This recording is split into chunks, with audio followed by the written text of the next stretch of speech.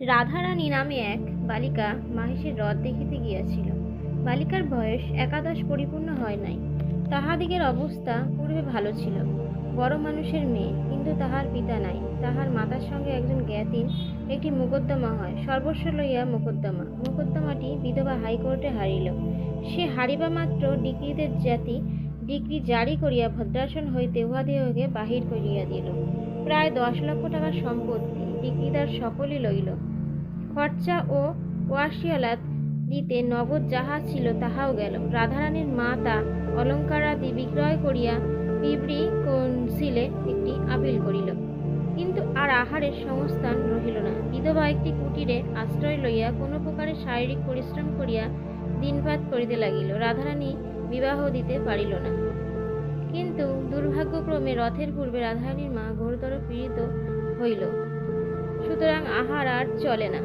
মাতা রুগ্ন, এই জন্য কাজেই তাহার উপবাস। রথের দিন তাহার মা একটু বিশেষ হইল, পথ্যের প্রয়োজন হইল, কিন্তু পথ্য কোথা কে দিবে? রাধারানী কাঁদিতে কাঁদিতে কতগুলি বনফুল তুলিয়া তাহার মালা গাঁথিল। মনে করিল যে এই মালা রথের হাটে বিক্রয় করিয়া 2-1 পয়সা পাইবে, তাহাতে তাহার মার পথ্য হইবে। কিন্তু রথের টান অর্ধেক হইতে না হইতেই বড় বৃষ্টি আরম্ভ হইল। বৃষ্টি দেখিয়া লোক সকল ভাঙিয়া গেল। মালা কেহ কিনিল না। রাধারানী মনে করিল যে আমি একটু না হয় ভিজিলাম, বৃষ্টি থামিলেই আবার লোক জমিবে। কিন্তু আর বৃষ্টি থামিল না, লোকও আর জমিল না। সন্ধ্যা হইল, রাত্রি হইল, বড় অন্ধকার হইল। অগত্যা রাধারানী কাঁদিতে কাঁদিতে ফিরিল। অন্ধকার পথ কদর্মময়, পিচ্ছিল, কিছুই দেখা যায় না। তাহাতে মুষলধারে শ্রাবণের ধারা বর্ষিতেছিল। মাতার অন্নাভাব মনে করিয়া তৎপেক্ষাও রাধারানীর চক্ষু বাড়ি বর্ষণ করিতেছিল। রাধারানী কাঁদিতে কাঁদিতে আছাড় খাইতেছিল, কাঁদিতে কাঁদিতে উঠিতেছিল, আবার কাঁদিতে কাঁদিতে আছাড় খাইতেছিল। 2 গণ্ড বিলম্বী ঘন কৃষ্ণ অলকাবলী বহিয়া কবরী বহিয়া বৃষ্টির জল পড়িয়া ভাসিয়া যাইতেছিল। তথাপি রাধারানী সেই 1 পয়সার বনফুলের মালা বুকে করিয়া রাখিয়াছিল, ফেলে নাই। এমত সময় অন্ধকারে অকস্মাৎ কে আসিয়া রাধারানীর ঘাড়ের উপর পড়িল। রাধারানী এতক্ষণে উচ্চস্বরে ডাকিয়া কাঁদে নাই, এক্ষণে উচ্চস্বরে কাঁদিল। যে ঘাড়ের উপর আসিয়া পড়িয়াছিল সে বলিল, কে গা তুমি কাঁদো? পুরুষ মানুষের গলা। কিন্তু কণ্ঠস্বর শুনিয়া রাধারানীর ক্রোধন বন্ধ হইল। রাধারানীর চেনা লোক নহে, কিন্তু বড় দয়ালু লোকের কথা রাধারানীর ক্ষুদ্র বুদ্ধিটুকুতে ইহা বুঝিতে পারিল। রাধারানী রোদন বন্ধ করিয়া বলিল, আমি দক্ষী লোকের মেয়ে, আমার কেহ নাই, কেবল মা আছে। সে পুরুষ বলিল, তুমি কোথায় গিয়েছিলে? রাধারানী বলিল, আমি রথ দেখিতে গিয়েছিলাম, বাড়ি যাইব, অন্ধকারে বৃষ্টিতে পথ পাইতেছি না। পুরুষ বলিল, তোমার বাড়ি কোথায়? রাধারানী বলিল, শ্রীরামপুর। সে ব্যক্তি বলিল, আমার সঙ্গে আইসো, আমিও শ্রীরামপুর যাইব। চলো, কোন পাড়ায় তোমার বাড়ি তাহা আমাকে বলিয়া দিও, আমি তোমাকে বাড়ি রাখিয়া আসিতেছি। বড় পিছল, তুমি আমার হাত ধরো, নহিলে পড়িয়া যাইবে। এইরূপে সে ব্যক্তি রাধারানীকে লইয়া চলিল। অন্ধকারে সে রাধারানীর বয়স অনুমান করিতে পারে নাই, কিন্তু কথার স্বরে বুঝিয়াছিল যে রাধারানী বড় বালিকা। এখন রাধারানীর তাহার হাত ধরায় হস্তস্পর্শে জানিল রাধারানী বড় বালিকা। তখন সে জিজ্ঞাসা করিল যে, তোমার বয়স কত? রাধারানী উত্তর করিল, 10-11 হবে। তোমার নাম কি? রাধারানী। হ্যাঁ রাধারানী, তুমি ছেলে মানুষ, একেলা রথ দেখিতে গিয়াছিলে কেন? তখন সে কথায় কথায় মিষ্ট কথাগুলি বলিল। সেই 1 পয়সার বনফুলের মালার সকল কথাই বাহির করিয়া লইল। শুনিল যে মাতার পথ্যের জন্য বালিকাই মালা গাঁথিয়া রথ হাটে বেচিতে গিয়াছিল।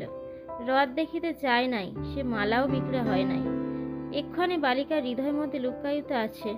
তখন সে বলিল, আমি একছড়া মালাই খুঁজিতেছিলাম, আমাদের বাড়িতে ঠাকুর আছে, তাহাকে পরাইব। রথের হাট শীঘ্র ভাঙিয়া গেল, আমি তাই মালা কিনিতে পারি নাই। তুমি মালা বেচো তো আমি কিনি।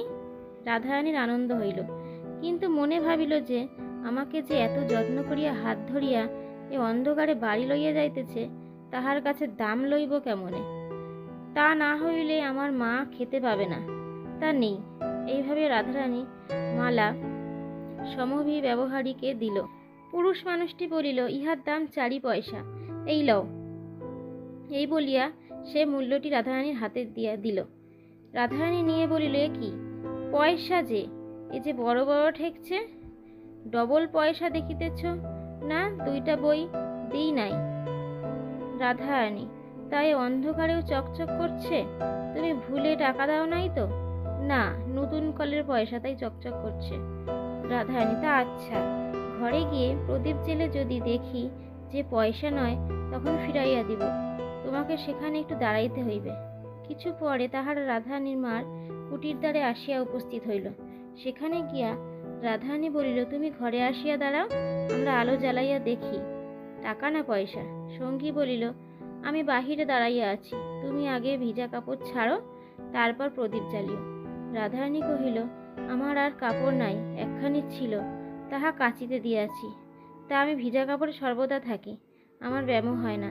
আঁচলটা নিংড়ে পড়িব এখন, তুমি দাঁড়াও, আমি আলো জ্বালি। আচ্ছা। ঘরে তৈল ছিল না, সুতরাং চালের খড় পাড়িয়া চকমকি ঠুকিয়া আগুন জ্বালিতে হইল। আগুন জ্বালিতে কাজে কাজে একটু বিলম্ব হইল। আলো জ্বালিয়া রাধারানী দেখিল টাকা বটে, পয়সা নহে।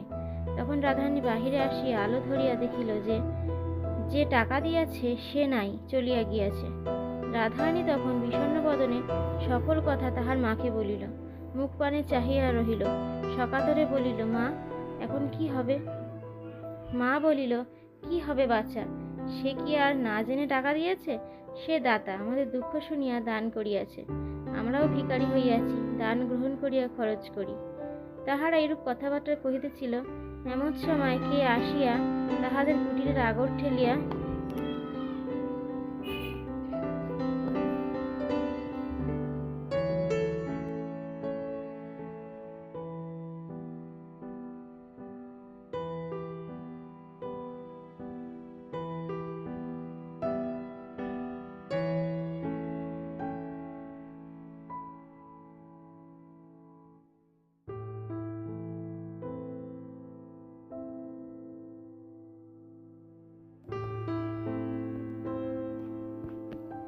তাহারা এইরূপ কথাবার্তা কহিতেছিল, এমন সময় কে আসিয়া তাহাদের কুটিরের আগর ঠেলিয়া বলিল, শোরগোল উপস্থিত করিল।